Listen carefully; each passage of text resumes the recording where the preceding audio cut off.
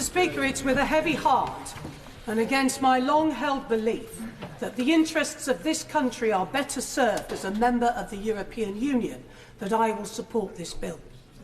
In 2015, I promised the good people of Broxtowe that if I was elected to represent them for another term, and in accordance with my party's manifesto, I would vote for an in-out referendum on our EU membership, agreeing in the words of David Cameron that the people would settle the matter. And I promised to respect and honour the vote. So on June the 9th of 2015, along with 544 members of this place, I agreed to that referendum, and in so doing, I agreed to be bound by the result. Now, my right honourable and learned friend, the member for Rushcliffe, was not in favour of that referendum, and he didn't vote for it. So, of course, he's free and able to vote against this bill.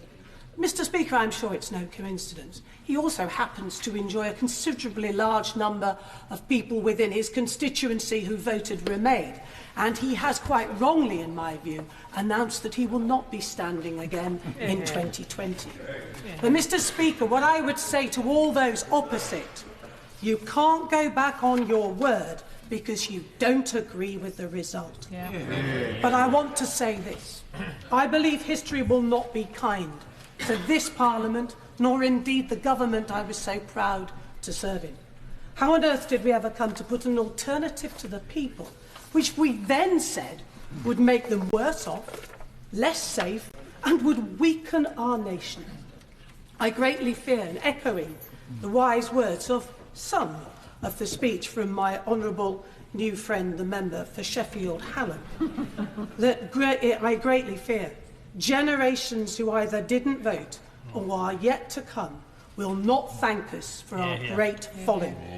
And neither will they forgive those who have chosen since June the 23rd not to be true to their long-held views, who've remained mute as our country has turned its back on the benefits of the free movement of people, the single market and the customs union. And without, Mr. Speaker, one moment, and without, Mr. Speaker, no debate, far less any vote in this place. Why is that? And this needs to be said and recorded. Our government has decided that the so-called control of immigration, which actually means the reduction, because that's what so many people actually believe in our constituencies, that so-called control, the reduction of immigration, is worth more than the considerable benefits of the single market and the customs union. And what has been even more upsetting, in my view, is the fact that the front bench of the party opposite has connived with them. The government was never going to give us the opportunity of debating these important matters for reasons that I genuinely understand and indeed respect.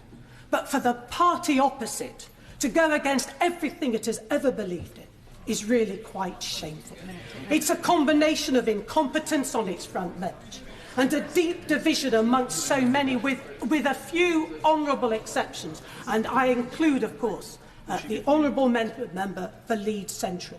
But they have turned their backs on their long-standing belief in the free movement of people, and they have failed to make the positive case for immigration. Now, I will give way, but let me keep going if I may.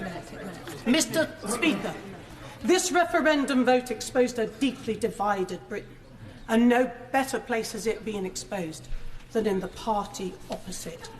They have been petrified, literally frozen to the spot, looking over one shoulder and seeing their constituency Labour parties having been taken over by the extreme left, and beyond that, in many instances, up to 70% of their own voters voting Leave.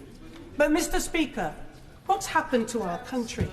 Businesses have fallen silent, scared to speak up and to speak out. I think they believe it's all going to be fine.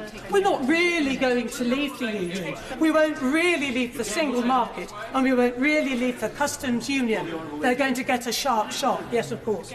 I thank my right honourable friend for giving way. Will she agree with me that when she and I and other members of this House voted rightly to give the British people the ultimate say in this, we did not vote to take away the rights of EU citizens which live in this country like my parents, and it's disgraceful that we are not honouring their rights as it stands today. I completely agree with my honourable friend, and I include him in those many brave souls on this side who, in the face of abuse, even death threats, have stood up and been true to what they believe in, and I agree with him.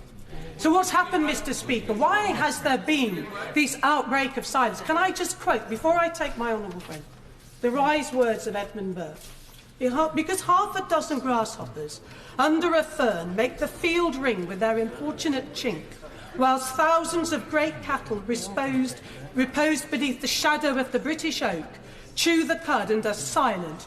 Pray do not imagine that those who make the noise are the only inhabitants of the field. And that is what has happened, Mr. Speaker, and it now must stop.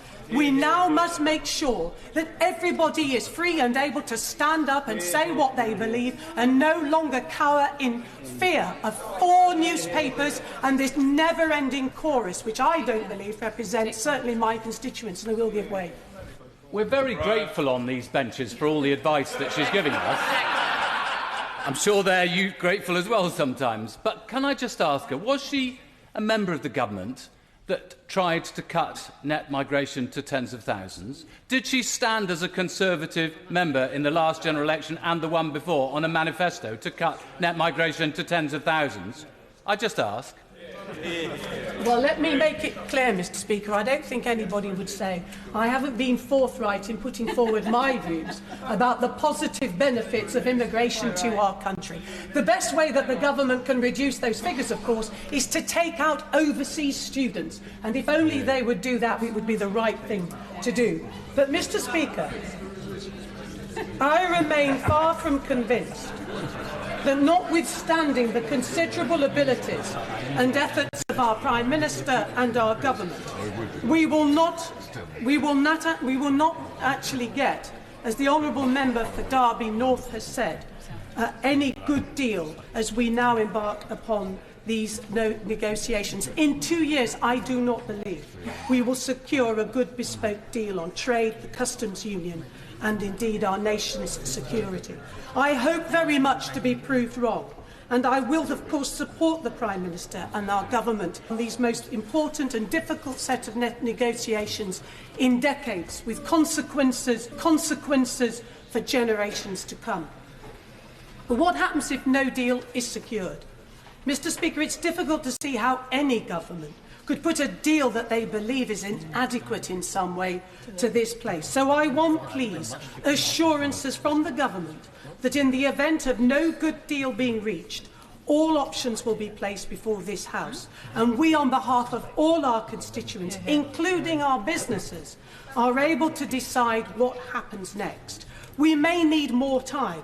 We certainly don't want any jump off the cliff onto World Trade Organization tariffs, out of the single market, and also out of the customs union, which would be so dangerous for all our businesses in all sectors and all sizes. Mr. Speaker, let us now begin to heal the wounds, heal the divides, and come together and work together to get the best deal for our country as we leave the European Union.